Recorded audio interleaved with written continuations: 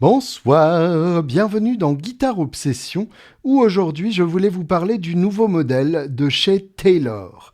Taylor Guitars, donc, qui a été fondé il y a 51 ans, en 1974, par Bob Taylor, le luthier de l'histoire, et Kurt Listug, qui s'est occupé plutôt du côté business de l'affaire, et qui ont véritablement révolutionné le monde de l'acoustique. C'était les tout débuts de l'acoustique boutique, donc le haut de gamme acoustique alternatif aux grandes marques. Et dès le début, donc, ils ont pris un chemin moins voyagé que les autres luthiers, en proposant en particulier des manches hyper fins et très agréables à jouer, qui ont fait en grande partie la réputation de la marque. Et la marque a continué d'innover depuis, en proposant par exemple le Expression System, qui est un système électroacoustique qui était particulièrement performant et novateur pour l'époque, ou bien en imaginant une guitare de voyage parfaite avec la Taylor Baby. Donc on a eu plein de nouveautés comme ça grâce à Taylor et ça continue. Un demi-siècle plus tard, la marque s'est définitivement imposée comme l'une des très grandes marques d'acoustique, probablement l'une des deux plus grandes marques d'acoustique au monde. Et on a donc l'entrée de gamme qui est fabriquée au Mexique et le haut de gamme qui est fabriqué juste de l'autre côté de la frontière, à une quinzaine de kilomètres, en Californie du Sud. Entre-temps, Andy Taylor Powers, Taylor c'est son middle name, ça ne s'invente pas, mais aucun lien donc avec Bob Taylor puisque son nom de famille c'est Powers et pas Taylor. Donc Andy Powers est devenu le nouveau patron de la marque et c'est lui déjà qui depuis 2012 s'occupait de développer les nouveaux designs. C'est un luthier aguerri, un surfeur aussi et un mec adorable avec qui j'ai eu la chance de passer pas mal de temps à discuter depuis les années 2010 justement où j'avais visité Taylor en sa compagnie, l'usine californienne et l'usine mexicaine. Et donc, il a notamment développé depuis le fameux barrage V-Class, un barrage en V, qui a complètement changé toute la gamme de chez Taylor. À l'occasion du NAMM 2025, il a présenté donc cette nouvelle gamme Gold Label qui promet de faire beaucoup de bruit, au propre comme au figuré. C'est une gamme qui m'a particulièrement parlé puisque c'est vraiment ce que j'attendais de la part de Taylor et que jusque-là je ne trouvais pas dans le catalogue de la marque. Le présupposé est simple, Andy Powers est fan des grandes acoustiques d'avant-guerre, évidemment les flat tops d'avant-guerre, mais aussi tout ce qui est archtop de cette époque-là, dont il est particulièrement fan, et lui-même en tant que luthier a beaucoup fait des archtops sous son propre nom. Il s'est inspiré du son plus sombre, plus chaud de ces guitares-là, tout en gardant le côté ultra confortable, ultra simple à régler et ultra constant dans la production qui a fait la réputation de Taylor. On a donc un outil parfait pour un guitariste professionnel avec le manche ultra jouable, la justesse même dans les notes les plus aiguës, le sustain infini ou presque et ce côté donc tout à fait facile à régler avec un nouveau manche, une nouvelle jonction de manches vissées qui permet de faire un neck reset en quelques secondes, ce qui est évidemment une grande avancée, surtout si vous voyagez beaucoup. Un neck reset sur une guitare à manche collée, c'est une opération particulièrement périlleuse.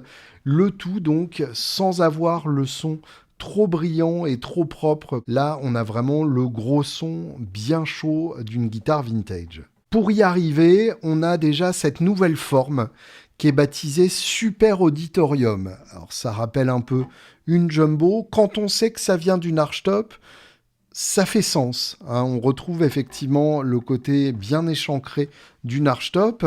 Super Auditorium qui est donc plus gros que le Grand Auditorium, qui est vraiment le standard de chez Taylor, ce nouveau standard qu'ils ont instauré dans les années 90 et qui est devenu le best-seller absolu de la marque. Là, donc, le Super Auditorium, on n'est pas si loin d'une J185, mais avec des courbes un peu différentes. Et on a un nouveau barrage, une nouvelle version du V-Class, développée spécialement pour ce modèle-là. Visuellement, on a de nouveaux repères de touches, plus vintage justement, qui font écho à la petite décoration de la plaque de protection, elle aussi bien vintage. Et le nouveau logo de tête, un logo script. Donc là, pareil, on est vraiment dans le néo-rétro. Côté électro, c'est un L-Airbags VTC à 2 réglages. Donc on n'a pas les petits boutons sur le dessus de l'éclisse. Sans doute, encore une fois, dans un choix d'esthétique vintage assumé. Et pour le reste des specs, on est dans quelque chose d'assez traditionnel, avec une table en épicéacide torréfié, magnifique, un manche en acajou, une touche en ébène, et puis donc, en l'occurrence, un dos et des éclisses en koa, qui est un bois particulièrement spectaculaire. Voilà, il y a de quoi s'y perdre tellement c'est beau.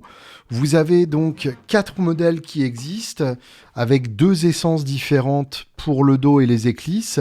Vous avez donc la 814E qui est le modèle avec le dos et les éclisses en palissandre, en l'occurrence du palissandre du Honduras, et elle est disponible en naturel ou en sunburst.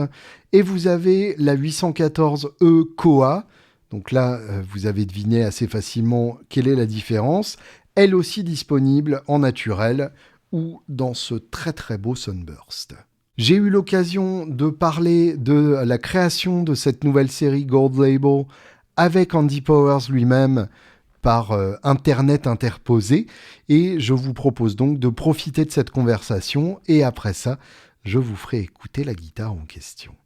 This is everything I like in a guitar, but without betraying the Taylor signature in a way. And I don't know how you managed it, but it's pretty amazing. Well, thank you. I mean, I guess in some ways, it's like if I think about the kinds of guitars we've made, I like them. You know, I like all kinds of guitars. You know, I mean, you know, I like electric guitars and archtop guitars and all. You know, it's like the big ones, the little ones, the nylon string ones, the steel string ones, like all kinds of flavors, right? And so when I think about what a Taylor guitar is, I go, okay, well, that's a modern acoustic guitar. And I think that's great. I mean, there's a lot of people, especially, you know, you look at the fingerstyle world, you know, and those guys are looking for that ultra clear linear response, that kind of thing. Go, okay, that's great. So, you know, people are playing way high on the neck and they need cutaways and things like that. I go, okay, that's super neat. I like that. I like making those guitars. We've got that kind of over on this side. And it makes me want to return to like those counterpoint pieces, you know, like the kinds of guitars I would build in my pre-Taylor life. What made you gravitate towards the jumbo shape? Because well, I know it's a special shape for Taylor, historically speaking, but I mean the that kind of era of the acoustic guitar is more of a either OM or dreadnought shape to my eyes, at least. Right. So if we're thinking about some of the historic guitars that you might draw a reference to, I mean, certainly that's the world of Martins and Gibsons. Right. And there's a lot of cool ones. I mean, especially in my pre-Taylor life, I've worked on, I want to say all those guitars, but I know it's not truly all. It's most of the models from most of the eras, you know. There's always that. There's always the one that you haven't seen before. But I look at those guitars and go, okay, well, there are guitars that have really tight curves, and there are guitars that have broader curves, and they all have their own signature, right? Right. Now, I really love archtop guitars. The archtop guitar, or a jumbo design really, is where I'm going with that. That really is deriving from the more extreme curves of an archtop guitar world. And so when I wanted to make this sound, I go, I'm going to create something new that has a lot of the hallmarks that I would like from kind of like previous chapters of guitar history. Right. So this iteration, it's a new shape for us. We call it a super auditorium. And it has a little bit of jumbo-ish curves, but it's what I think of as a more classically proportioned set of curves. So You have like a fairly round lower bout. It's not a very big guitar. It's about the same size as a grand auditorium. It's close, similar. It's, in the world of small, medium, large, it's medium. It's not overly big. Right. Little rounder, slightly tighter waist. That's kind of where the jumbo-ish, a little bit of jumbo influence comes from. A fairly smooth, round upper bout. The waist isn't as tight as what you would think of as a jumbo. And so it's not really like a triple O Martin. It's not really an OM. It's certainly not a dreadnought. It's not really any of those kinds of shapes. It's just got little elements that I liked from different kinds of things. There's actually a little bit of classical guitar influence in this. And so it turns into this thing where I go, okay, that's just a pleasing shape. Yeah, it is. Like guitar. And certainly a non-cutaway form of a guitar. I wanted the symmetry of it. I think that's a really pretty design. I also wanted to mention your choice of woods. For the prospective buyer out there, how would you define koa as opposed to rosewood, apart from the obvious visual difference, obviously? Yeah, I mean, they certainly look different. Koa is a lot more like a sweet version of mahogany. Right. Okay, so it has a more mahogany-like density and resonance, of course, with the visual beauty of koa, but there's a little, like a slightly sweeter mid-range. It's not quite as dry as mahogany is. A little kind of smoother mid-range overtone to it. So with that, coupled with roasted spruce on top, gives you one kind of unique wood pairing. And then the one that I've got here is a Honduran rosewood with roasted spruce. Now, the Honduras rosewood is ultra dense. It's like one of the most dense of all rosewoods that I could ever get. It's closer to Brazilian than, say, East Indian rosewood, right? Little lighter color typically, but that has very, very low damping factor. That's just, man, it gives you that classic rosewood ring. It's really hard to beat. Where you go, it sounds great. That's why it's become a tradition, I just wanted to know about the developing process of that model, like typically how long it takes to get to that point, and at what point are you giving up on the model, letting go of it, and deciding it doesn't need to be changed anymore? Yeah, at what point is pencils down? I'm not sure it ever is. I'm really not sure. I mean, in this case, there's a lot of different elements to it. So like this particular voicing was something I've worked with for years. The shape was something that took a while to kind of work through.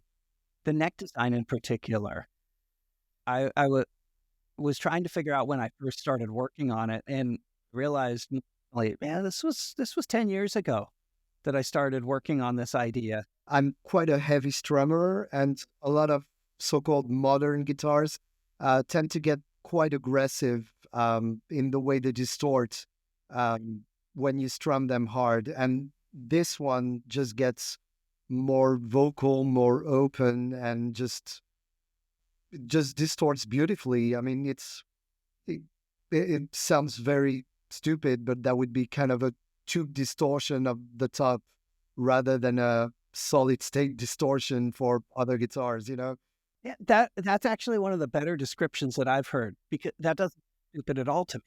It makes perfect sense. Like when we talk about playing an electric guitar through amps, I mean, you know me pretty. I've got a bit of a collection going with amplifiers and flavors and the way they break up, and there is a very strong parallel between, say, the top of a guitar and the way like a tube amp is going to start breaking up. You'd overdrive this thing to the point where you're generating all this extra harmonic content. And some guitars, they get a little brash, right? It's got like a harsh edge. There's an aggressiveness or a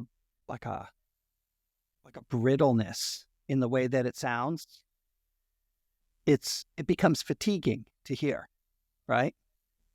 This one, because of the way the guitar is voiced and the way that this top is working, the overtone structure that it generates as it starts to kind of reach the upper levels of its dynamic range, it stays very warm. And so the notes start to blend together. So you don't really hear the individual strings or notes as much as you hear the harmony blended together. So if you're strumming an open position and chord and really leaning into it, I do that and I go, I hear a G chord. I don't hear a GBD. Right. Yeah. Or, a zing or a, string sound or anything like that. I hear just this rhythmic kind of harmony coming out at me. And so, yeah, that's a pretty good way to describe it. You're going to play some songs, play a couple of open position chords, strum along, finger pick. It's got all the clarity that you need if you want to play it with your fingertips. If you want to lay into it with a big heavy pick, it's right there for you. Well, I'm sold. I mean, it's fun. Going back, I guess, returning to somewhere where we started, if I look at something like the Builder's Edition collection of guitars that we build, I love those guitars. They're like the ultra high fidelity modern Taylors. Right. And as a counterpoint piece, I wanted to create these guitars that we called the Gold Label collection. So, well, if this is your flavor, great. If this is not what you want to hear, well, I can appreciate that as well. And I like these kinds of guitars too. I think they should be made.